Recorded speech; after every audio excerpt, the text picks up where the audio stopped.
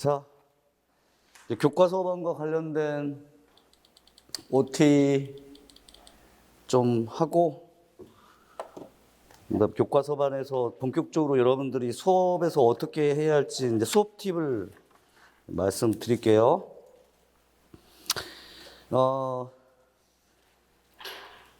교과서반을 듣는 이유를 일단 먼저 말씀드리고 나서 그 다음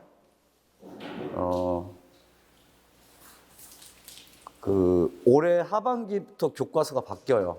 지금 교육과정의 성취 기준이 지난 4월 28일, 22일이죠. 개정 9호과 교육과정 시안개발 연구에 이제 여기에서 이제 성취 기준이 제시가 됐어요. 근데 물론 이제 제한된 성취 기준은 수정되거나 바뀔 수도 있어요.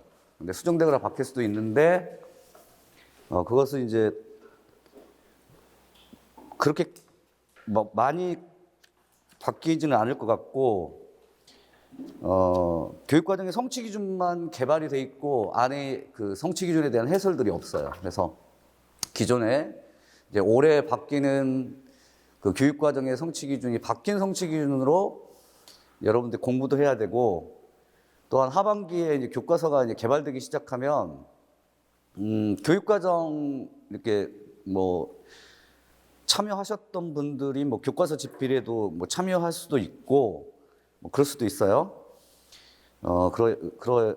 그런 측면에서 보자면 일단은 이제 교과서와 관련되어서 뭐 두세 가지 정도 이제 말씀드릴 수 있는 사안들이 있어요. 첫 번째로는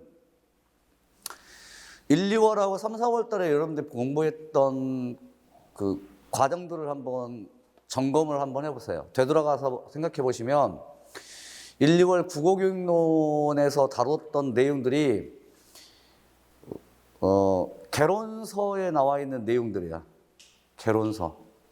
그래서 따로 여러분들이 개론서를 보지 않아도 될 만큼 충분하게 개론서의 내용들을 그 안에다 집어넣어서, 다만 올해 이제 2월 달에 출간된 2월 달에 출간된 영락 독서교육론이 있을 거야.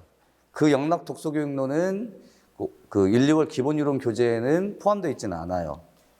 그런데 어떤 내용들을 가지고 있는지는 제가 파악을 하고 있으니까 추후에 필요하다면 7, 8월이나 9, 10월 달에 또는 5, 6월 교과서반에서도 관련 개론서의 내용들을 뭐 새로 추가시켜서 여러분들에게 소개를 해드릴 것이고, 그런 건 걱정 마세요.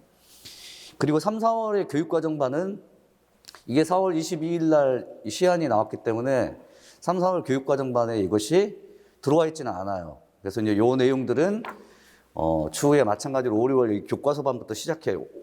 교과서반부터 시작을 할 거야. 그래서 교과서반이긴 하지만 바뀐 교육과정의 내용들이 이제 필요한 경우에는 비교도 하고 또 새로 추가되어 있는 내용들을 알려드릴 거예요. 또 아마도 이런 식으로 이런 의도를 가지고서 이 성취 기준은 추가될 것이다 라고 말씀드릴 거야. 구체적인 예를 들면 화법의 본질과 특성 가운데서 제일 첫 번째 교육과정의 내용이 의미 공유야. 공부하셨던 분들 생각날 거야. 이거 없어졌어.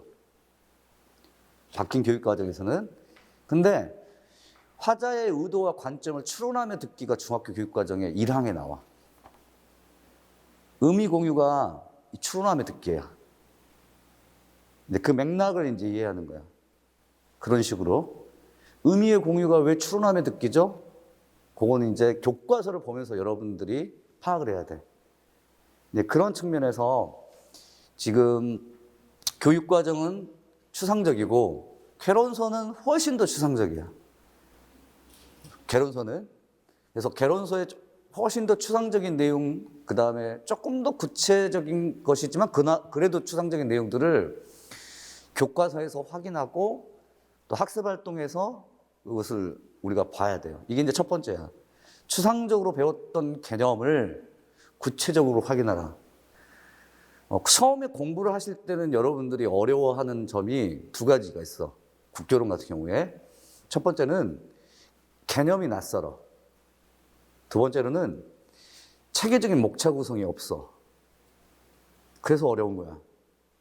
처음에 어떤 학문이든 국어교육론을 뭐 포함하지 않고 그냥 전반적인 학문을 보자면 체계적인 목차 구성이 안 돼 있고 해당되는 개념 같은 것들을 잘 몰라서 그 학문의 내용들을 낯설어하고 어려워하는 거예요. 돌이켜서 생각을 한번 해보세요. 뭐 쉽게 뭐 예를 들지 않아도 뭐 무엇인가를 우리가 학습한다라고 했을 때는 전체적인 숲이 어떤 거지? 이제 숲이라면 내가 지금 찾아갈 공원이나 숲이 어떤 모양새인지는 대략적으로 알아야지. 길이 어디로 나 있고 어디 가면 무엇이 있는지. 그다음에 그러니까 어디 가면 무엇이 있는지라고 가서 그 무엇에 대해서 조금 더 구체적으로 좀 파악을 해야 되는데 숲과 그다음에 구체적인 핵심적인 내용들을 잘 모르기 때문에 어려운 거예요. 근데 이제 문제는 뭐냐면 지금 우리 임용이 너 교육과정의 체계에 대해서 알고 있어? 개론서에서 활용되고 있는 목차에 대해서 알고 있어? 또 이 개념에 대해서 알고 있어? 이런 것들이라면 개론서 읽기 하면 되고 교육과정을 외우면 돼. 외우면 돼. 그런데 지금 임용 문제는 우리가 외웠다고 해서 또 내면하고 암기하고 있다고 해서 또 알고 있다고 해서 그게 풀어지는 게 아니야. 이게 무슨 말이냐면 구체적인 자료가 나오고 그 자료를 분석하는 능력이 있어야 되잖아. 아, 이 자료는 어떠한 의도로 읽으라 것을 요구하고 있구나. 이 자료는 어떠한 식으로 내가 읽어야 되겠구나. 그러니까 개론서나 교육과정은 자료 자체가 안 나와. 물론 어떤 개론서는 그게 뭐 우리 독자들을 위하여 많은 보충 자료도 소개를 하고 예문도 많이 들어줘. 그럴 수 있어. 근데 그런 개론서가 딱히 보이지 않는데요. 사회평론, 장문교육론이 그나마 그래도 사례를 제시하고 구체적인 보충 자료가 많이 주어져서 추상적인 개념들을 이해시키는 데 용이해. 예를 들자면 고쳐쓰기에서 훑어읽기 전략이란 무엇인가 쭉 한 문단, 네 문장 정도로 소개하고 나서 바로 예시 들어줘. 그제? 근데 그것도 전략을 소개하는 부분에서만 그렇지 대부분의 개론서는 자료가 주어지지 않아요. 그래서 우리가 지금 부족한 게 뭐냐면 추상적인 개념을 이해하고 목차를 외우고 하는 게 부족한 게 아니라 그것은 정말 쉬운 일이야. 선생님 쉽다고요? 저는 아직도 개념도 헷갈리고 목차 구성도 제대로 안 돼 있는데요. 시간이 필요한 거예요. 시간이. 그건 시간이 필요한 거예요. 반복을 하면 되거든. 낯선 개념은 낯익으면 되는 것이고 그 다음에 체계적인 목차 구성은 일종의 암기와 내면화를 통해서 그러니까 반복을 해가지고 다 둘 다 모두 다 반복이에요. 개념과 목차 구성은. 근데 이것은 시간만 필요할 뿐인데 자료를 해석하고 주어진 개념을 자료에 적용하는 것은 시간의 문제가 아니에요. 그건 시간의 문제가 아니야. 예를 들자면 내가 비유와 상징의 문학 개념을 외웠다고 해. 개론서에 있는 내용을 충분하게 파악하고 그 개념을 암기했다고 해. 그렇다고 하더라도 작품에서 그 비유와 상징을 찾지 못하거나 또 찾더라도 그 비유와 상징과 관련된 내포적 의미나 함축적 의미를 도출하지 못하면 그건 내가 비유와 상징을 안다라고 할 수가 없잖아. 근데 지금 임용 문제는 비유와 상징의 개념이 무엇이냐를 묻기보다는 비유와 상징을 찾고 내포적 의미나 함축적 의미를 이 문학 작품에 적용해서 도출하라는 거야. 무슨 말씀인지 아셨어요? 구체화돼야 돼. 그런데 여러분들은 교육과정반 개론서에 있는 개론서와 그 다음에 교육과정 읽기를 많이 하고 있어. 제가 보기에는 너무 많이 하고 있는 것 같아. 추상적인 건데 이유가 있어요. 저는 이유가 있다고 봐. 그게 뭐냐면 많이 알지 못해서라고 하는 자신감의 부족이야. 안 그런가? 안 그래? 저도 그래요. 저도 살아가면서 뭔가 자신이 없으면 알아야 할 것 같아. 알아야 할 것 같으니까 되도록이면 많이 봐야 돼.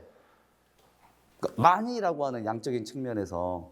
근데 그 추상적인 것을 많이 본다고 해서 해결되는 문제가 아닌데, 그러니까 적용 능력하고 그다음에 아는 것하고는 다른데, 그 자신감이 없기 때문에 적용의 문제를 아는 것으로 대처를 하는 것 같아. 그러니까 무슨 말이냐면, 위험이 생겼는데 후시딘 연고 바르고 있어, 지금. 위험이 생겼는데 후시딘 연고를 바르고 있다고. 그건 여러분들이 착각하고 있는 거야.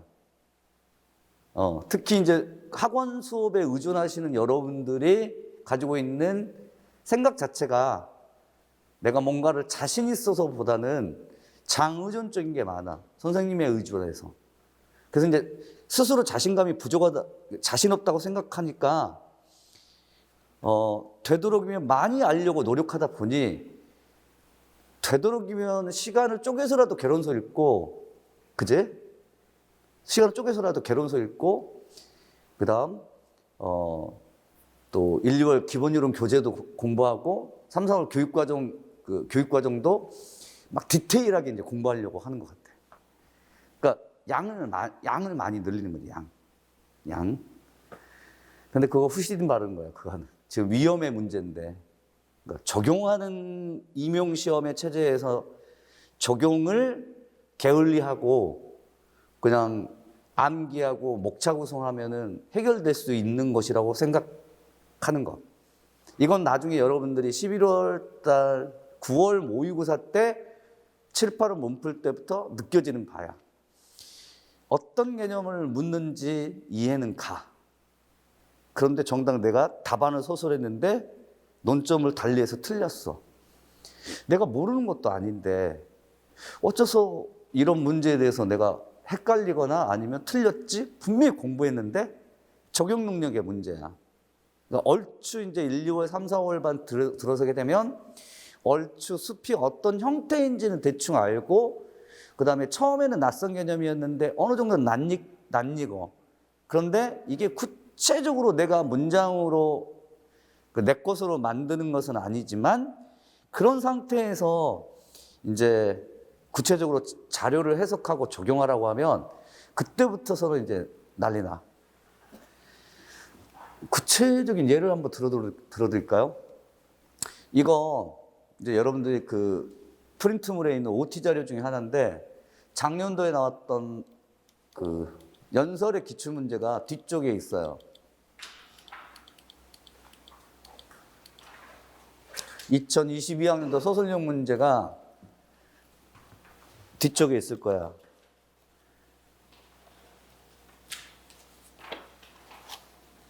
팔쪽 부분에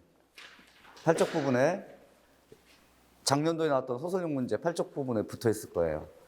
제가 이것을 가지고서 어떻게 여러분들이 그 앞에서 공부했던 내용들을 적용하고 그 다음 답안을 좀 확정적으로 쓸 수 있는가를 좀 설명을 드리고자 합니다. 연설 문제 가지고서.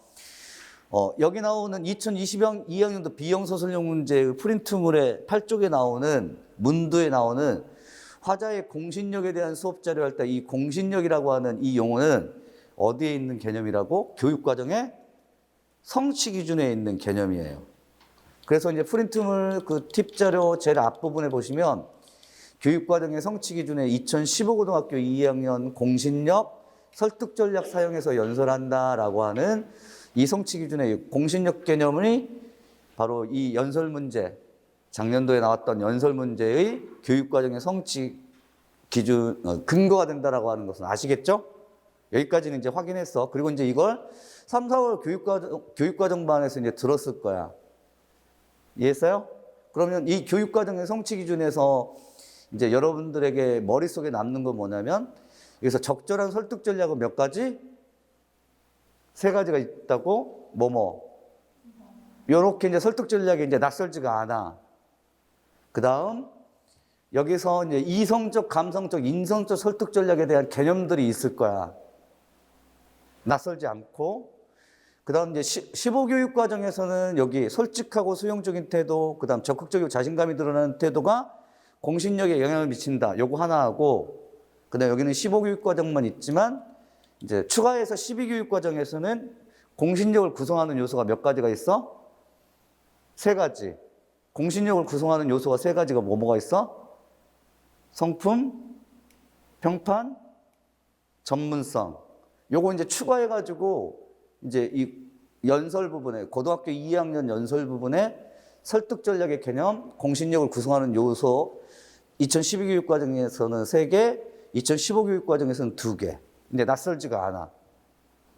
그리고 이제 목차 구성도 하고 개념도 또 봤단 말이야. 그러면 이제 개론서.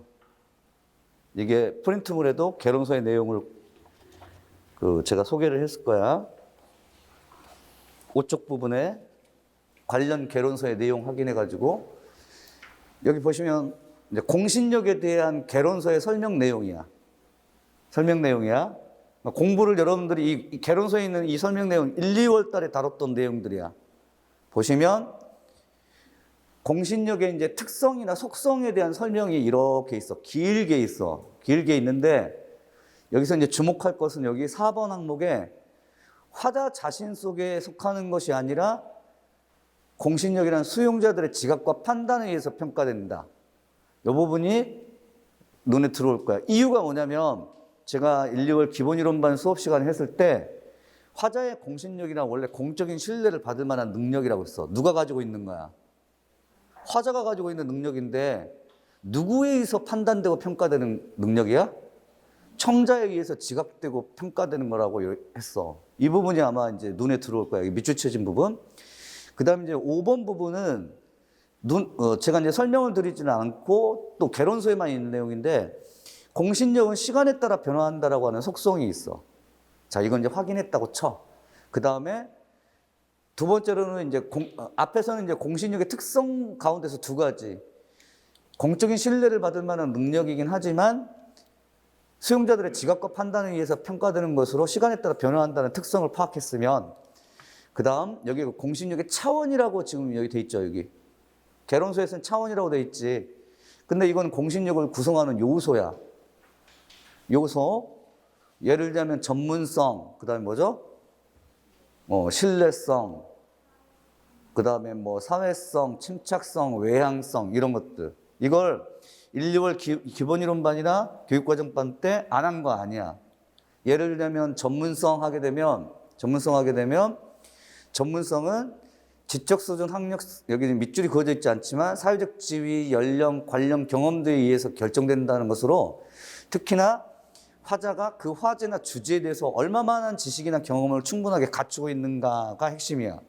기억나시나요? 그 다음에 이제 신뢰성 같은 경우에는 성품을 뜻하는데 여기서는 성품하고 평판 같은 것, 성품과 평판 같은 것들, 그렇지? 나머지는 이제 뭐 사회성은 친근감, 침착성은 뭐 평정심 잃지 않고 침착하게 대처하는 속성, 외향성은 이렇게 자신감 있는 뭐 역동적인 몸짓으로 화자의 신념과 열정을 표현하는 것, 이런 것들 이제 개론서에 다 확인한 셈이야. 고개 들어보세요.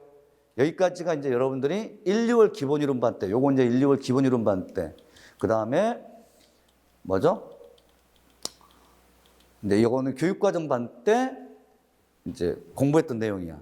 여기까지가 여러분들이 지금 이 순간에 가지고 있는 거야. 선생님, 수업을 들을 때는 기억이 나는데요. 저 혼자서는 이게 잘 기억이 안 나는데요. 시간이 필요하다니까?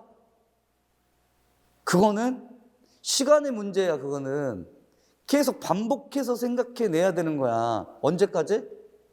시험 직전까지 계속 반복해서 요 내용들을 생각해내면 되는 거라고. 생각해내면 배웠었으니까 그건 시간이 필요한 거야.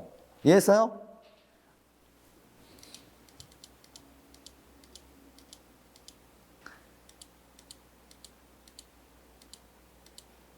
근데 이 2022학년도 비형소설형 문제는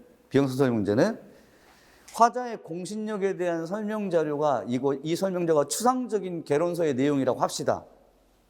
이게 또는 교육 과정에 있는 내용이라고 우리가 합시다. 서술형 문제.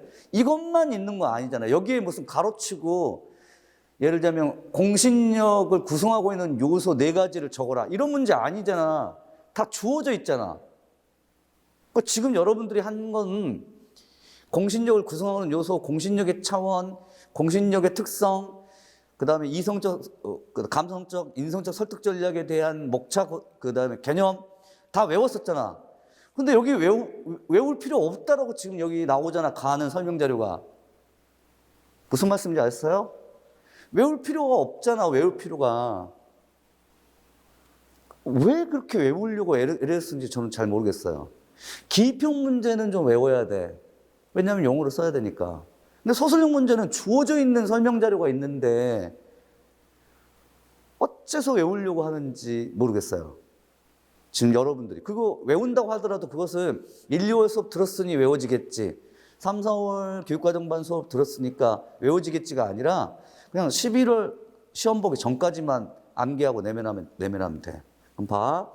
여기에 설명 자료가 주어져 있으면 여러분들이 앞에서 교육과정반하고 개론서의 내용들을 읽어가면서 이제 알고 있는 내용들을 여기다가 통합시켜야 돼. 그리고 더욱이 서술형 문제가 공신력을 구성하고 있는 요소에 대해서 몇 가지가 있는지를 제시하라고 하는 문제가 아니라 여기 영상 자료가 있어, 여기. 그지? 그리고 이 영상 자료가 뭐냐면 별 의미가 없는 내용이야. 안녕하세요. 작가 누구누구입니다. 하는 연설 자료야. 근데 이 연설 자료를 우리가 뭐 굳이 꼼꼼하게 분석하거나 따질 필요는 없지. 그냥 자료로 주어져 있는 셈이야. 그런데 여기서 요구하고 있는 게 뭐였냐면 기억 니은에 들어갈 내용, 공신력의 구성요소와 관련지어서 수설할 것, 가를 활용하여 학습활동 3의 의의를 공신력의 교육 차원에서 2가지 수설할 것. 근데 기억 니은에 들어갈 내용은 이게 학습활동이야. 봐봐. 여기 나오는 지금 다의 교수학습활동 자료가 뭐라고? 연설과 관련된 학습활동이라고. 이런 학습활동은 어디에 있냐고. 개론서에 없어. 교육과정에 없다고. 어디 있어? 교과서에 있어. 교과서에.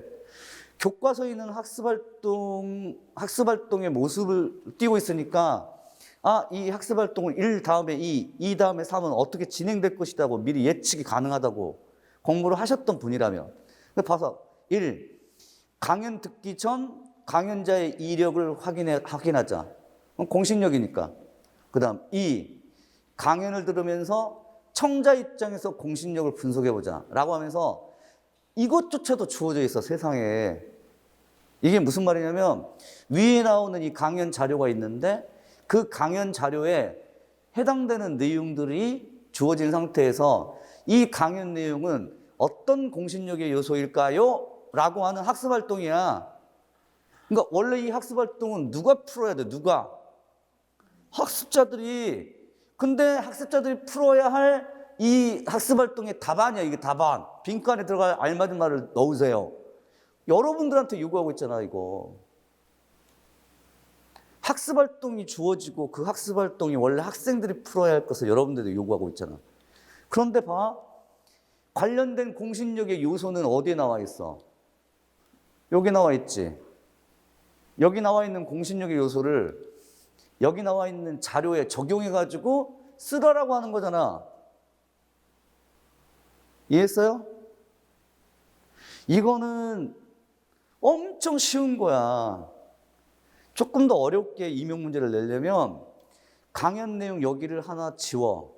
그리고 여기다 공신력의 요소하고 이유를 적어. 그러니까 기억과 니은이 이렇게 교차돼서 이렇게 나와. 여기는 기억이고 여기는 요소하고 이유가 있고 여기는 주어져 있고 여기는 이제 빈칸이야.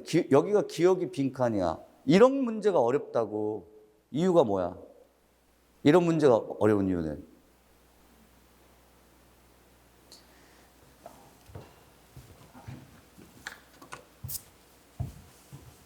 여기를 기억으로 놓고 여기는 채워져 있어. 이런 문제가 어렵다고. 왜 어려워? 적용해야 하니까. 적용하란 말은 자료에서 찾아라고 이해에 해당되는 것을. 근데 여러분들은 공신력의 요소를 알고 있어, 모르고 있어? 알고 있잖아.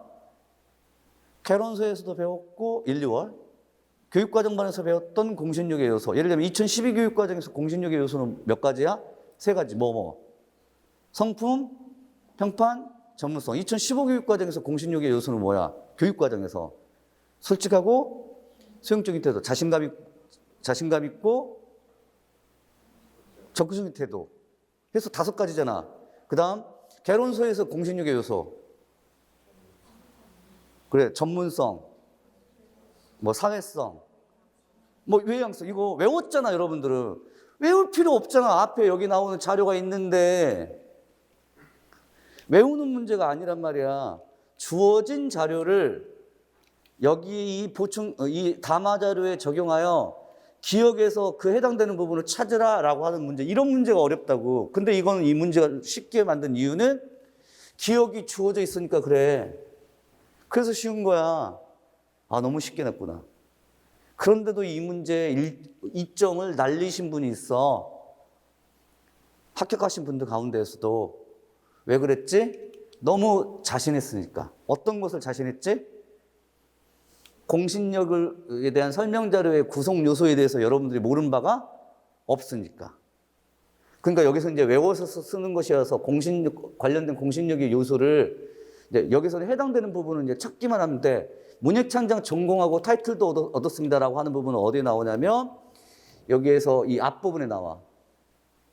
그러니까 한번 읽어보죠.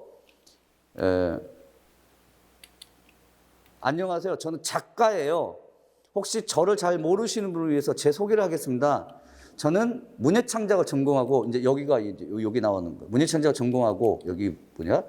작품 활동 해오면서 책도 출간했고 문학상 수상했고 베스트셀러라는 작가는 타이틀도 얻었습니다. 여기까지. 타이틀도 얻었습니다. 여기까지. 여기에는 이제 주어져 있는 상태에서 그러면 이 부분을 어떤 공신력의 요소를 좀 적용할 수 있는지를 여러분들이 써라라고 하는 문제야. 그래서 여러분들이 쉽게 이 문제를 풀 수 있도록 나왔던 문제 중에 하나야. 이 부분 공신력의 요소하고 그 이유는 연결만 지으면 되니까 그래. 자, 그럼 이것과 관련해서 하나만 말씀드리죠. 여기 나오는 이 화자의 공신력에 대한 설명 자료를 봐봐. 여기는 설명 자료. 이 설명 자료는 지금 문단으로 보자면 한 문단, 그다음에 2문단이야. 문단 구분으로 보자면 2문단이야. 근데 여기에 이 자료를 해석하는 능력들이 없으면 여러분들이 또 까막눈이 돼. 한번 보자. 아리스토텔레스가 에토스를 설명한 것은 후대 학자들에 의해서 공신력 차원에서 논의되고 있다. 이건 이제 공신력의 역사적인 기원을 지금 밝히고 있는 부분이야. 그래서 후대 학자들에 의하면 공신력이란 이것을 이런 차원으로 논의된다고 했어. 거기 들어봐. 여기가 핵심이죠. 이해했어? 이것은 뭐라고 했어? 뭐라고 했어?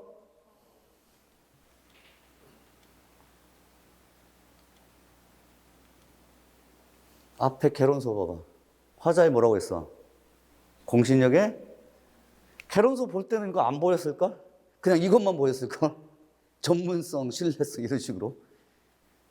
여기는 차원이라고 하는 것은 설명하기를 개론서에서 화자의 공신력의 요인을 밝히기 위한 연구에서 여러 연구자가 공통적으로 밝혀낸 요인이야. 요인. 근데 다만 이것을 나는 차원이라는 용어를 쓰겠다라고 표현했어. 근데 그 공신력의 요인이란 전문성, 신뢰성 이런 거야. 그 다음 또 신뢰성에 보면 성품 평판이야. 근데 우리 2012 교육과정의 용어로 보자면 이것은 성품, 평판, 전문성과 같은 것은 공신력 차원이라고 그런 용어를 쓰지 않았어. 뭐야? 공신력을 구성하고 있는 요소라고 하는 표현, 요소. 근데 여기는 이 기출은 보충 자료를 여기 있는 자료를 보면 차원이야. 하지만 이 차원을 공신력을 구성하고 있는 뭐라고 표현해도 돼? 요소라고 표현해도 되고 공신력에 영향을 미치는 요인이라고 봐도 돼. 그래서 핵심이야 이게. 그리고 이것은 여러분들이 이미 알고 있는 거고. 이해했어? 개론서나 교육과정을 공부하셨다면 요거는 이제 가로치고 여러분들이 알고 있는 내용들이 이제 쏟아져 나와야 돼. 아까 2012, 2015 교육과정 또는 개론서에 있는 내용. 근데 쏟아져 나오지 않아도 된다고. 그냥 이해만 하면 돼. 이해했어요? 뭐 있어? 능력, 그 다음 지성, 그 다음 성품, 그 다음 문제는 내가 모르는 개념이야. 어떤 개념만 알아? 이것만 확실하게 알아. 그지? 몇 교육과정? 12교육과정. 성품, 평판, 전문성. 그 다음에 이제 개론서까지 가게 되면 성품은 무슨 성? 신뢰성. 개론서에서는. 그 정도. 근데 여기는 성품이야. 그 다음 나머지 능력, 지성, 진실성은 내가 지금 교육과정하고 개론서를 통해서 이와 같은 용어를 본 적이 없어. 그럼 이거 어떻게 해야 돼? 분명히 이 네 가지의 공신력의 요소를 기억하고 니은에 적어야 할 텐데 성품만 알고 나머지 능력, 지성, 지지성은 무슨 내용인지 내가 잘 몰라. 어떻게 해야 하냐? 이런 능력은 무슨 능력이야? 암기를 못한 거야? 내면화 못 시킨 거야? 그런 문제가 아니야. 그런 문제가 아니야. 이건 여러분들의 자신감과 관련된 문제야. 그러니까 배웠던 거 있고 암기한 거 있는데 그 암기하고 배웠던 것을 그 중고등학교 때 중간고사나 기말고사의 문제처럼 야, 2012 교육과정에 의하면 공신력을 구성하고 있는 요소 3가지가 있는데 그거 한번 적어봐. 이런 식으로 임용 문제 안 나온다니까. 그렇게 고지고대로 또 야, 개론서에서 보면 공신력의 차원 5가지가 있는데 여기 3가지 지시 있으니까 나머지 2가지를 채워봐. 그렇게 안 나온다니까. 근데 그렇게 공부하고 있어 지금 4월까지. 그거 아니야. 배웠던 걸 바탕으로 적용해. 이것도 적용해야 돼. 창조적으로. 내가 모르는 개념이야. 능력도 그렇고 그 다음 지성도 그렇고 그 다음 진실성도 그래. 알고 있는 것을 적용해야 되는 거야. 그럼 진실성이라고 하는 것은 도대체 그러면 무엇에 가깝지? 여러분들이 알고 있는 성품, 평판, 전문성, 솔직하고 수용적인 태도, 적극적인 자신감 있는 태도, 전문성, 신뢰성, 사회성 뭐 이런 것들 다 포함해가지고 도대체 진실성은 무엇하고 연관이 있어? 솔직하고 수용적인 태도. 그때 솔직. 그게 진실한 거니까. 그러니까 이건 몇 교육과정? 그래, 15교육과정이야. 15교육과정이라고. 그럼 앞으로 이제 앞에 나온 거 능력하고 지성은?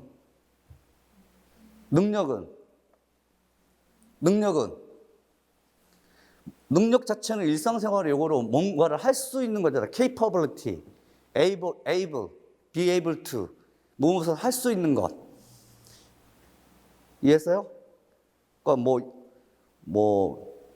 자전거를 탈 줄 아는 능력, 지적인 능력할 때 이 능력이라고 하는 것은 일종의 그와 같은 할 수 있는 그런 힘이라면 여기에서 나오는 화자가 연설할 능력을 충분하게 갖추고 있다라고 하는 능력은 교육과정하고 개론서에 있는 여러분들이 배웠던 내용들 가운데 무엇에 해당되냐 이거지. 무엇에 해당돼? 능력은 무엇에 해당될 것 같아? 성품, 평판, 전문성, 솔직하고 수용적인 태도, 적극적이고 자신감 있는 태도. 이것 관련해서 말해봐. 어느 것에 가까워? 그래, 능력은 전문성에 가깝다고. 지성도 전문성에 가까워요. 이해했어요?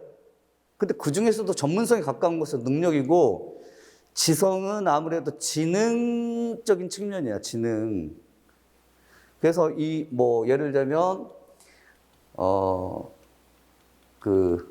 여기에 있는 능력을 전문성으로 보고, 이 전문성의 원래 개념은 뭐였는데, 여러분들 알고 있는 전문성의 개념은 뭐였는데, 어느 한 화제에 대하여 그 화자나 연사가 그 화제를 다룰 만한 무엇이 있는가? 무엇이 있는 거야? 경험이 있는가? 또는 그 화제를 다룰 만한 지식이 있는 거야. 화제에 대한 경험과 지식을 전문성이라고 해. 약한 부분이 이런 부분들이야. 무슨 말이냐? 외웠는데 구체화가 안 돼. 외웠는데 구체화가 안 돼. 그 다음에 암기한 건데 창조적 적용이 안 돼. 그래서 제가 말씀드렸듯이 임용에서는 두 가지의 유형을 요구한다. 하나는 무슨형? 지식형. 하나는 무슨형? 수능형이야. 이 지식형은 정말 그야말로 곧대로 외우는 거야. 근데 이런 문제들은 예를 들자면 보고서 쓰기에 교육적 의의를 서술하시오. 의의를 서술하시오. 또는 과정평가 방법 가운데에서 과정평가의 평가 방법의 두 가지 종류를 제시하시오. 내용 조직하기 전략을 세 가지 제시하시오. 이런 거 외우는 거야. 그야말로 외워서 쓰는 거야. 근데 이런 문제가 당해년도 한 개년도의 임용 문제에 몇 문제나 나오냐고. 한 문제. 그것도 화법독서 작문 어느 것에 한 문제 정도. 그것도 1점이나 2점짜리로. 모든 임용 문제, 국교론 문제가 그 당해년도의 국교론 문제가 예를 들면 독서가 2문제, 화법이 3문제, 작문이 2문이 나왔다면 그 중에서 작성 방법 2점짜리로 하나 정도만 나올 뿐이야. 이런 지식형은. 나머지 전부 다 이제 적용하는 거야. 창의적으로 적용해야 돼. 창의적으로. 여기는 전문성이란 화제를 대하여 그 화제를 다룰 만한 경험과 지식을 갖추고 있는 것인가. 이해했어요?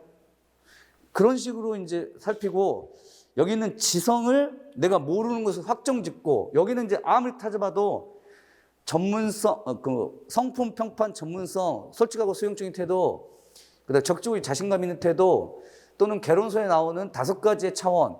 예를 들면 전문성, 신뢰성, 사회성, 침착성, 외향성의 어느 부분도 이 지성에 해당되는 부분은 없으므로 그냥 지워. 일단은 지워주고 이 3개 가운데서 여기에 들어갈 내용들을 일단 적어야 돼. 확정 지어야 된다고. 이해했어요? 그래서 저는 이렇게 합니다. 기억의 베스트셀러 작가로서 저는 이렇게 했어요. 제 소개를. 10편의 책을 출간했고 문학상도 수상했고 베스트셀러 작가로 타이틀을 얻었어요.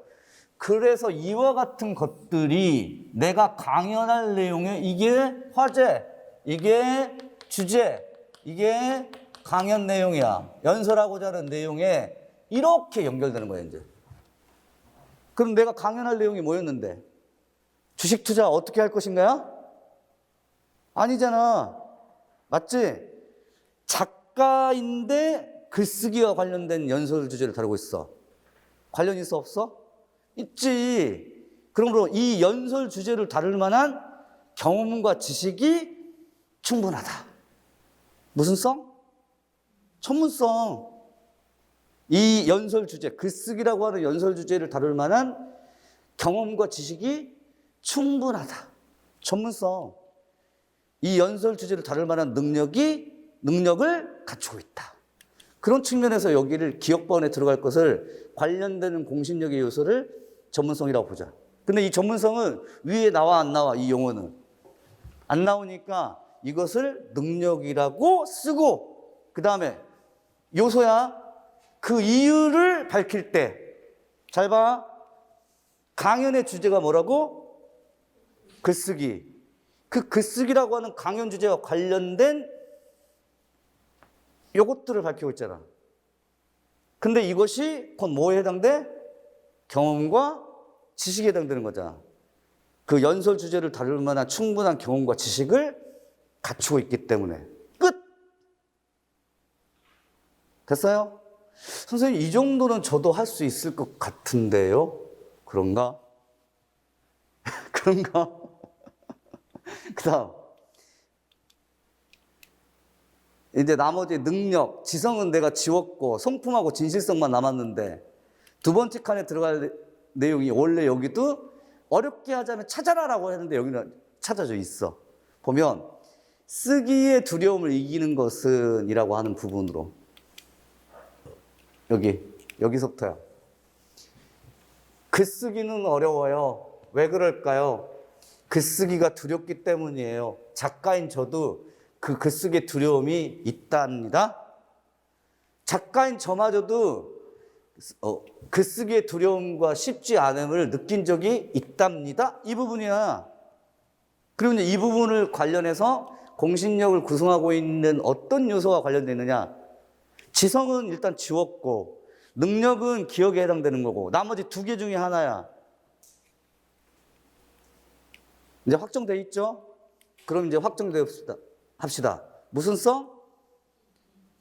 작가인데도 불구하고 그렇게 많은 경험과 지식이 있음에도 불구하고 전문성이 있음에도 불구하고 여전히 자기도 두려움을 느끼고 있다라고 하는 거야. 마치 글쓰기의 초보자가 느끼는 두려움도 이 전문적인 필자인 작가마저도 느끼고 있대. 진실성이야. 물론 여러분들이 교육과정 용어로 보자면 이것은 뭐야? 솔직하고 수용적인 태도. 이건 2012 교육과정의 용어. 이건 몇 교육과정 용어? 2015 교육과정 용어인데 그 용어 그대로 안 나온 거야 지금. 안 나왔는데 그렇게 알고서 찾자는 거야. 왜냐? 주어져 있는 자료가 더 중요하니까. 그렇지? 여기도 마찬가지죠. 강연 주제, 글쓰기 강연 주제가 아까 뭐였지? 글쓰기의 두려움을 이기는 방법이라고 하는 이 강연 주제와 관련하여 자신도 겪었던 어려움을 청자들에게 솔직하게, 이때 이제 이게 이제 진실이지. 솔직하게 표현하고 있기 때문에 이유를 밝히라고 했으니까. 이해했어요? 이런 부분들이 여러분들이 가장 약한 부분이야. 약한 부분. 알고 있어. 뭘? 공신력에 대해서. 자료에서 찾아서 적용해야 하는데 여기에서는 지금 알고 있는 것들을 활용하는 능력들이 지금 떨어지고 있지. 그 다음 제가 이 설명 자료는 두 문단으로 구성되어 있다고 했어. 원래 문단 구분이란 내용이 달라질 때 문단 구분을 해. 그럼 여기는 공신력을 구성하고 있는 요소나 차원에 대한 문제라면 여기는 내 문장이 좀 길긴 해. 근데 이게 한 문단의 내용도 아니야. 같이 한번 읽어볼까요? 한 편이야. 전환 접속사. 화자의 능력이나 성품에서 비롯되는 공신력은 다시 이렇게 쓰고 있지? 공신력은 다마 밖에서 이미 형성되어 발표나 연설에 영향을 준다고 생각하기 쉽지만 그러나 화자의 공신력은 누구에 의하여? 청중에 의하여 어떻게 돼? 지각되고 판단된다는 것. 이것은 무엇에 대한 내용이야? 공신력의 특징이야. 공신력의 특징. 그래서 우리가 앞에 개론서에서 봤었던 공신력의 특성이 이렇게 커뮤니케이트 화자 자신 속에 속하는 것이 아니라 수용자들의 지각과 판단에 의해서 평가되는 특성이야. 특성. 아니면 속성이라는 표현을 썼어. 특성. 아니면 뭐 속성. 아무튼 여기는 지금 보시면 공신력의 특성이야. 특징이라고 해도 좋고 속성이라고 해도 좋고 그럼 두 가지야. 하나는 공신력의 요소. 여기는 공신력의 특성이나 특징이나 속성. 첫 번째, 청중에 의해서 지각되고 판단된다는 거다. 그 다음 두 번째로는 그와 같은 청중에 의해서 지각되고 판단되는 것이니까 청중이 발표나 연설을 듣기 전에 인식한 공신력도 그 연설 내용과 전달 과정에서 강화되기도 하고 약화되기도 한다라고 하는 특성을 가지고 있어. 연결이 돼. 그럼 무슨 말이냐면 공신력은 연설의 전중 후에 변화한다는 거야. 강화되기도 하고 약화되기도 한다. 그리고 나서 이러한 특성은 이라고 했잖아. 여기 봐. 이런 두 가지 특성은 청중에 의해서 지각되고 판단되는 특성, 그 다음에 시간에 따라서 변화하는 이와 같은 특성은 무엇에도 중요한 의미를 갖는다고? 교육에도. 어떤 중요한 의미를 갖는데 1. 교육적 측면. 여기가 이제 교육에 관련된 거예요. 화법 교육에 관련된 걸로 1. 청자의 입장에서 화자의 공신력을 경험하게 함으로써 공신력을 영향을 미치는 여러 요소에 대한 감수성을 높이게끔 도와준다. 두 번째, 2. 담화 이전에 형성된 공신력과 이후의 공신력을 구분해서 접근하는 태도를 기를 수 있다. 거기 들어 이거 특성하고 교육에 대한 것은 여러분들이 배운 적 있어 없어? 없어. 없다고. 자료에서 주어진 거야. 이해했어요? 그럼에도 불구하고 문제를 풀어봐야지. 가를 활용하여 아까 학습활동 3, 학습활동 3 부분을 보시면 활동 3번이 강연자에 대한 공신력 변화를 청자의 입장에서 평가를 해보자. 3-1 세부활동.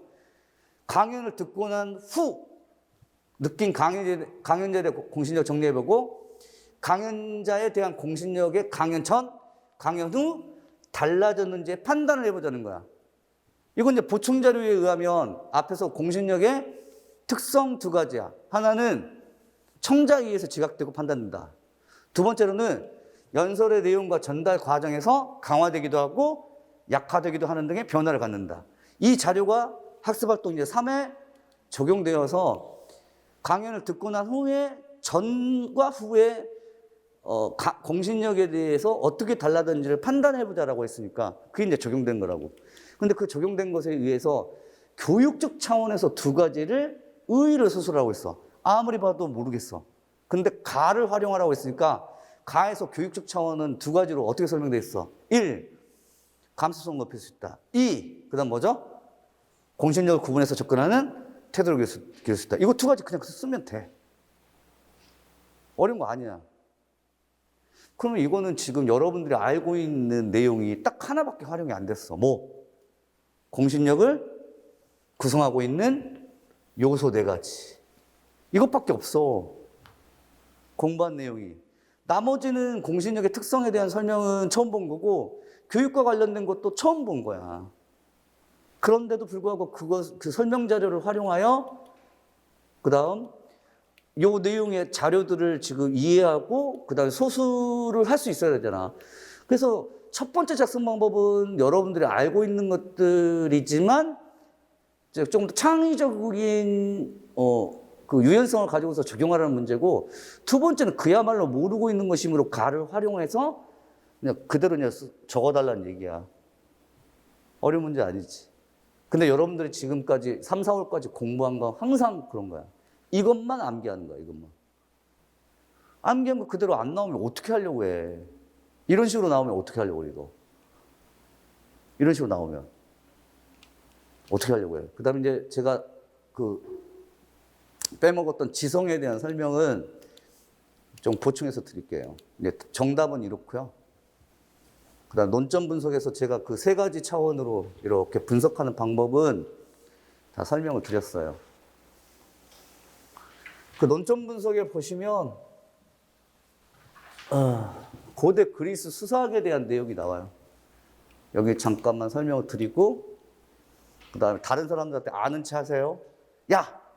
여기 능력, 지성, 그 다음에 성품, 능력, 지성, 성품, 지지성 이 4가지 보충 자료 가운데서 성품 같은 경우에는 12교육과정, 진실성 같은 경우는 솔직한 태도 15교육과정. 근데 이 능력은 전문성이야. 근데 이 지성은 어떤 의미인 줄 알아? 요거야. 아리스토텔레스. 이건 내가 가르쳐 드릴게. 아리스토텔레스가 수사학에서 설득에 필요한 3가지 전략을 로고스, 에토스, 파토스를 제시했다라고 하는 것을 여러분들이 알고 있을 거야. 들어보셨을 거야. 언제? 아리스토텔레스의 설득 전략 3가지인 에토스, 로고스, 그 다음에 파토스는 언제 여러분들 들어봤어? 기출문제에서요. 기출문제. 그때 기출에서 나왔던 논점은 어떤 설득 전략이었어? 어떤 설득 전략이었어? 3가지. 인성, 이성, 감성 가운데 무엇에 해당돼? 감성적 설득 전략이 기이평 문제로 케네디 대통령의 암살과 관련된 거 기억나세요? 그때 아리스토텔레스의 수서학이 지금 언급되고 있었어. 그 기출문제 생각해야 돼. 그때 이 로고스는 이성, 에토스는 인성, 파토스는 감성, 에토스는 인성이야, 인성. 그지?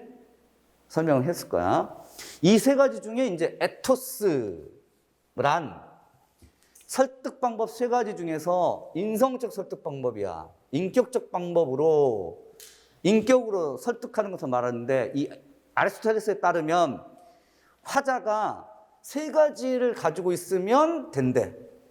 뭐, 높은 지성을 가지고 있으면 인격으로 설득하는 거래. 두 번째 뭐?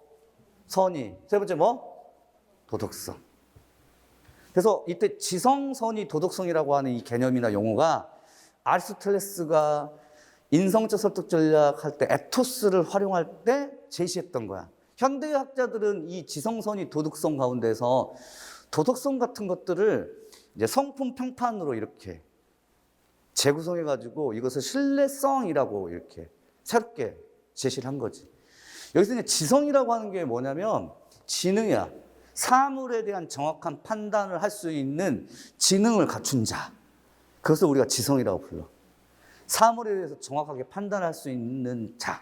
선의라고 하는 것은 예를 들면 화자의 사적인 이익이 아니라 좋은 의도를 가지고 있는 걸 말하고, 그 다음에 도덕성은 그 사람의 무엇을 말해? 됨됨이를 말해. 그래서 지성, 높은 지성, 선의, 이건 이 선이란 좋은 의도, 그다음 도덕성, 됨됨이. 그래서 이렇게 보면 여기 이 보충 자료에 있는 아리스토텔레스가 개념화한 에토스는, 아까 이 에토스를 몇 가지로 제시했어? 아리스토텔레스는 세 가지를 가지고 뭐뭐 지성, 선의, 도덕성이야. 이때 이 지성이 여기에 들어. 지성이. 이 지성이 사물을 참 거짓을 분별할 수 있는 그런 지능을 말해. 참과 거짓을 분별할 수 있는 지능. 근데 여기에서는 이 참과 거짓을 분별할 수 있는 지능이라고 하는 이 지성을 여기 기억, 니은. 저는 문예 창작을 전공하고 또는 쓰기의 두려움을 이기는 것이 제 오랜 화두였습니다에 참과 거짓을 분별할 수 있는 지능의 요소를 적용할 수 있을 정도의 부분은 아니야, 여기서. 그것보다도 훨씬 더 좋은 요소들이 오히려 능력과 뭐 진실성이라고 하는 요소들이 있어서 기억, 니은에 들어갈 건 뭐 지성보다는 그러니까 지성을 아리스토텔레스의 개념으로 생각하자면이야. 이해했어요? 지성이란 아리스토텔레스에 의하면 참과 거짓을 판단하거나 분별할 수 있는 지능, 높은 지능을 말하는 거야. 이건 여러분들에게 팁으로 드릴 테니까 능력의 전문성이라는 걸 알겠고 성품은 됨됨이야, 됨됨이. 이게 도덕성. 그지? 성품이 도덕성이고 진실성은 이제 2015 교육과정의 용어야. 지성이 도대체 뭐야? 라고 하면 하고 가르쳐줘. 알겠지? 가르쳐주세요, 여러분. 다른 학생들한테 가르쳐주세요. 이거 아리스토텔레스가 지성, 선의, 도덕성을 세 가지로 에토스에서 제시했을 때 쓰였던 용어야. 그리고 이제 현대학자들, 후대 여러 학자들에 의해서 그 에토스를 구성하고 있는 요소는 막 이제 변형됐어. 변형돼가지고 용어도 바뀌고 추가되기도 해. 봐. 성품 같은 경우에는 아리스토텔레스의 에토스 개념이 그대로 들어와. 도덕성이야. 지성 같은 경우에는 에토스에서 제시되고 있던 거야. 이건 좀 추가된 거야. 후대 학자들에 의해서. 근데 이때 이 능력을 우리가 뭐라고 볼 수 있다고? 후대 학자들에서 추가된 거. 뭐? 전문성 이렇게 봐도 돼. 근데 봐봐. 개론서. 뭐라고? 개론서야. 봐봐. 전문성은 개론서. 아리스토텔레스 에토스에 대한 설명에서 무엇에 해당돼? 무엇에 해당돼? 전문성이 무엇에 해당된다고? 그래. 이 지능을 우리가 뭐라고 했어? 지성이야. 그럼 지성이 그건 뭐야? 전문성이지. 이게 개론서의 내용이야? 그러면 기출해서 여기는 지성이 곧 뭐라고? 아리스토텔레스의 지능이고 이것이 곧 뭐라고? 전문성이야. 근데 우리는 지금 이 전문성을 뭐로 봤어? 능력으로 봤지. 그래서 답이 몇 개가 될 수 있어? 두 개. 훨씬 더 출제 근거가 있는 것은 개론서에 나오는 아리스토텔레스의 지능에 의한 지성, 이걸 전문성으로 연결시키는 개론서의 내용이야. 근데 능력이라고 하는 건 경험과 지식을 갖추는 것이었기 때문에 이것도 또한 답이 될 수 있어. 그러므로 헷갈리지 마. 저는 지성으로 썼는데 틀린 건가요? 아니, 맞아. 저는 능력으로, 개론서에는 나와 있지 않은데 능력으로 했는데 틀린 건가요? 아니, 맞아. 맞아. 걱정 마. 이건 제가 판단 드립니다. 판단 드릴 테니까 너무 걱정 마시고. 자, 이렇게 해서 작년도의 서술형 문제에 대해서 왜 여러분들이 1, 2월 개론서반 듣고 3, 4월 교육과정반 수업 듣고 모고반 듣고 했는데도 불구하고 저는 국어교육 점수가 안 나왔을까요? 누누이 말씀드리자면 잘 외우고 잘 체계화시켰는데 무엇을 못한 거야? 적용 못한 거야. 아니면 창의적인 수용을 못했다든가. 거지것대로 그 용어가 나오리라고 하는 보장이 없다는 거지. 수능용으로 공부를 하시라 이거지. 그리고 마지막으로는 이거 하나만 말씀드리고, 이것도 이제 오리엔테이션 그 자료의 3단계 부분에 보시면 이게 비상 2015 고등학교 이 교과서에 나오는 연설 전략에 이게 자료야, 자료. 나에게는 꿈이 있습니다라고 하는 마틴 루터 킹 목사의 연설이야. 이 연설문에 여기 보면 학습 활동이 뭐가 있냐면 1. 이 연설에서 화자가 내세우고 있는 주장을 정리해 써봅시다. 이건 넘어가고 2. 다음은 이 연설의 화자에 대한 설명이다. 이를 바탕으로 이 연설의 화자가 갖추고 있는 공신력을 평가해보자. 이라고 할 때 공신력을 평가해보자라고 하는 이 학습 활동이 연설 내용하고는 상관없는 마틴 루터 킹 목사의 양력이 나온 부분이야. 양력이 이렇게 미국 시민권 운동. 그래서 옆에 지도 방안에 보시면 공신력에 영향을 미치는 여러 가지 요소를 파악하되 여기 있는 이 자료는 마틴 루터 킹 목사가 인권운동, 인권보호를 위해서 노력한 인물임을 나타낸 자료로, 따라서 이 연설과 관련되어 충분한 무슨성을 가지고 있다? 무슨성? 전문성. 이런 표현을 써. 이 전문성과 관련된 게 뭐냐면 지식도 있지만 경험도 있어. 이 연설 주제를 다룰 만한 충분한 경험을 가지고 있는가. 그리고 이제 신뢰성이라고 하는 요 내용이, 용어가 나와. 신뢰성이라고 하는 용어는 여러분들이 나중에 이거 하면 돼. 개론서에서의 신뢰성은 성품, 평판과 어떤 도덕성하고 연관이 있어. 그래서 전문성도 있고 성품과 평판도 있고, 그래서 연설의 설득력을 높일 수 있는 공신력을 갖추고 있어요. 공신력에 영향을 미치는 요소, 전문성, 신뢰성, 이런 거야. 신뢰성은 성품, 평판으로 보는 거야. 이거 나중에 이제 여러분들 설명드릴게요. 자, 이런 문제는 지금 학습 활동이잖아. 교과서. 그러니까 여러분들이 그 공신력을 구성하고 있는 요소를 이미 알고 있는 상태에서야. 알고 있는 상태에서 파악하고 그것을 이 자료에 적용하여 써보는 거야. 이 자료에서 도출될 수 있는 공신력은? 하고 물어본 거라고. 똑같은 거라고. 서술형 문제하고 똑같은 거라고. 이러한 적용을 학습활동을 통해서 이제 공부를 하세요. 공부를 하셔야 돼. 나머지 3번 학습활동은 그럼 공신력은 우리가 찾아봤으니 이성적 설득 전략이 나타나는 부분을 찾고 봐봐. 찾고 이유를 적어봐. 찾고 이유를 적어봐. 서술형 문제하고 똑같은 형태야. 근데 학습활동은 지금 찾아라라고 하는 부분이지. 이성적 설득 전략이 어디서 나타났지? 감성적 설득 전략이 어디서 나타났지? 찾고 이유를 적어봐. 이게 이유야, 효과가. 찾고 이유를 적어봐. 이게 서술형 문제의 형태하고 똑같아. 이 학습활동을 보면, 이런 학습활동을 보면서 이 2022학년도 서술형 문제가 찾고 이유를 적어봐. 강연 내용에서 찾고 이유 적어봐. 찾고 이유 적어봐. 이거 똑같네.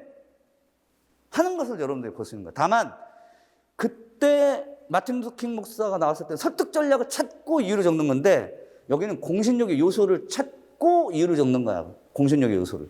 그것만 다를 뿐이다. 나머지들은 생략하고 이 학습활동은 특정 교과서에 나와 있는 학습활동이 아니에요. 이거는 이 임용 문제를 만드신 분이 그냥 만든 학습활동이야. 그러니까 임용 문제 출제를 위해서. 특정 교과서에 있는 건 아닙니다.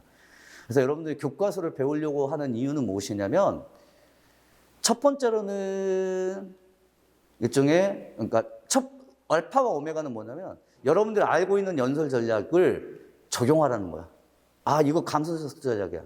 아, 이것은 이성적 전략이야. 이런 식으로 지문에서 찾아서 적용하는 거야. 자, 설명을 드렸습니다. 그러면 저는 어떻게 이제 여러분들에게 그 학습할 것을 요구하고 있냐면 1, 2월 기본이론반하고 3, 4월 교육과정반 때 배웠던 그 개념이나 목차 구성했던 체계화한 내용을 일단 다시 한번 확인을 할 거야.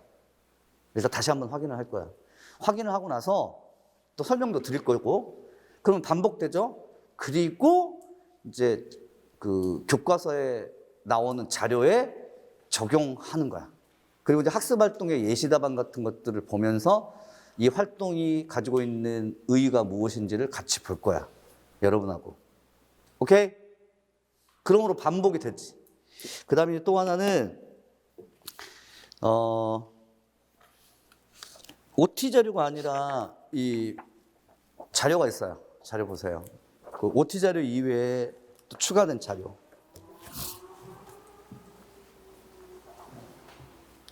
OT 자료 이외에 추가된 자료. 자료를 보시면 뭐 1. 화법의 본질과 특성, 그래가지고 인지적 사고 과정, 의미 공유의 과정 해가지고 수록 교과서 중학해가지고 뭐 만화가 나오고, 그 다음 장에 보시면 학습 활동이 있을 거야. 다음 장에 넘겨보시면 보이세요? 학습 활동 활동 과제가 1.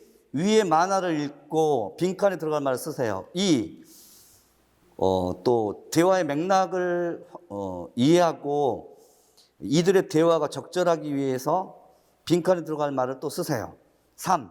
위의 내용을 바탕으로 공통적으로 들어갈 말을 쓰세요. 이게 제가 교과서의 학습 활동을 마치 기입형 문제로 제가 만든 거야.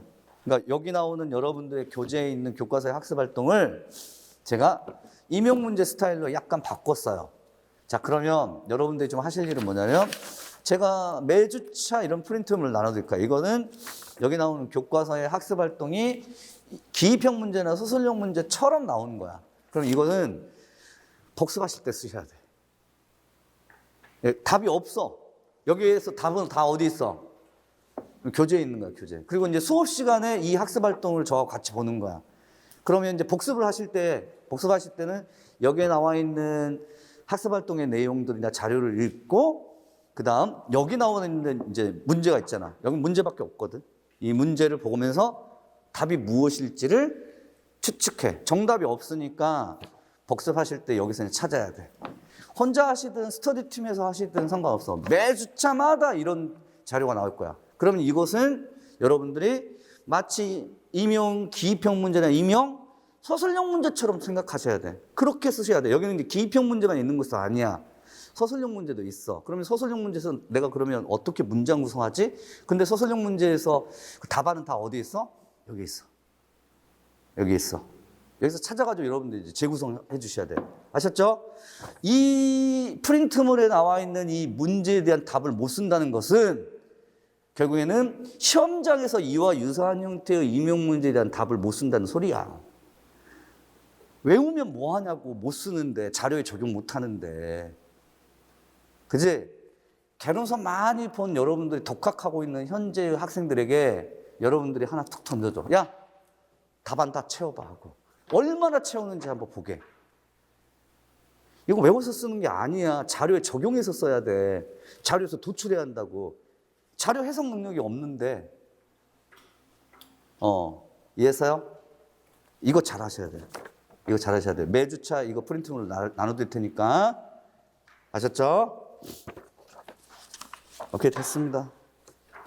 됐고, 주차별 강의계획 뭐 설명 같은 건 안 드리고, 여기 그 하나만 소개를 해드릴게요. 무엇을 소개해드리냐면, 그 지금 현재 906론 기출해설 특강은 그 제가 그 인터넷 인강으로 지금 촬영해가지고 찍어 올리는데 아마도 다음 주 월요일 날 다 마무리될 거예요. 다음 주 월요일 날 독서, 작문 다 마무리될 거예요.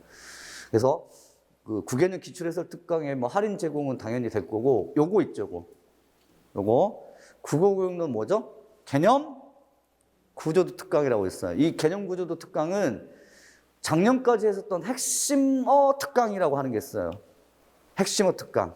그 핵심어 특강을 좀 더 제가 완전히 판을 바꿔가지고 아예 개념 구조도를 그 미니노트 형식으로 지금 제작 중이에요.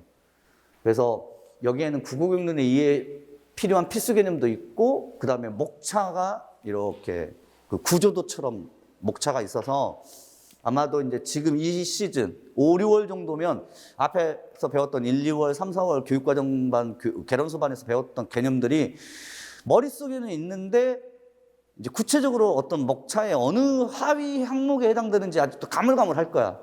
그러면 이 특강을 무료로 제공하는 것을 통해서, 이거는 이제 한 8시간짜리여서 하루 맘먹고서 그냥 하루 왼종일 들으면 다 끝나는 수업이에요. 사실 이 개념어 특강, 작년도에는 제가 개념어 특강이라고 했는데 이 개념어 특강만 듣고서 합격하신 분도 있어요.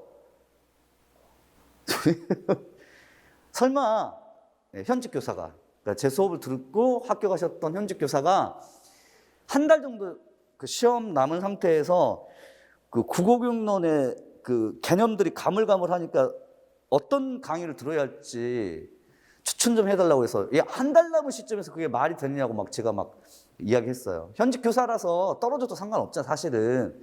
그러니까 봐서 합격하면 좋고 떨어져도 무방하는 그런 상태인데, 그러면 어쩔 수 없이 한 달 정도 남은 시점에서 그냥 하루나 일주일 정도 투자할 만한 수업은 이것밖에 없어. 그렇다고 3, 4월 교육과정반을 들으라고 할 수도 없는 일이고, 그지? 그래서 개념 특강만 8시간짜리 듣고 작년에 듣고, 그 다음에 이제 9, 10월 달에 모고 문제는 계속 풀고 있어라. 그렇게 해서 국어교육론과 관련된 개념만 잡았어요. 이제 공부를 하셨던 분이라서 이 개념어 특강 들으면서 이제 좀 긴가민가 하는 부분은 더 찾아갔을 것이고, 개론서 같은 것도 좀 찾아봤을 것이고, 그다음 맞아 이거 있었어 라고 하더라고요. 그러니까 공감적 듣기 유형 같은 게 생각이 안 난대요. 안 난대. 이제 이유명 시험 보고 합격을 한 이후라서 구체적으로 공감적 듣기의 유형이 무엇이 있는지 가물가물하대요. 그래서 소극적 들어주기, 적극적 들어주기 생각나세요? 했더니 맞아. 그럼 적극적 들어주기의 방법에서 다시 한번 구체적으로 2개로 구분해봐. 잠깐만요 이러더라고요. 전화통화를 했는데 이거 완전히 잊었구나.